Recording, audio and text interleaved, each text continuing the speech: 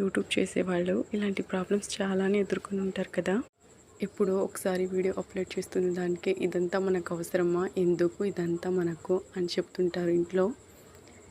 వాళ్ళు చెప్పినంతసేపు సరే అనుకుంటా, తర్వాత ఎందుకో మళ్ళీ వీడియో షూట్ చేసి అప్లోడ్ చేస్తూనే ఉంటాను. మనం పట్టించుకున్నామనుకోండి, వాళ్ళు చెప్తూనే ఉంటారు, సరే లేక చేయను అంటే అక్కడికి అయిపోతుందన్నమాట.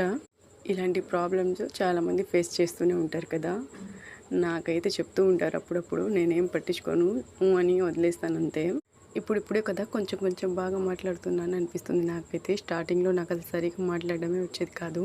ఒకేసారి ఫేమస్ అవ్వాలంటే మనం సెలబ్రిటీలు అయి ఉండాలి, అంతే తప్ప ఫేమస్ అవ్వలేము. ఎక్కడో కొంచెం లక్ ఉంటే తప్ప మనం సక్సెస్ అనేది రాదు దీంట్లో.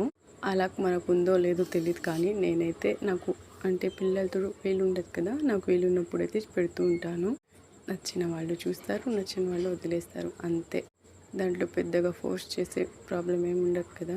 మా ఇంట్లో వాళ్ళు చెప్తూనే ఉంటారు ఇదంతా వద్దు అని చెప్పేసి. ఈ వీడియో చూసారనుకోండి, ఇది కూడా పెట్టేసావా అని చెప్పి మాట్లాడతారు.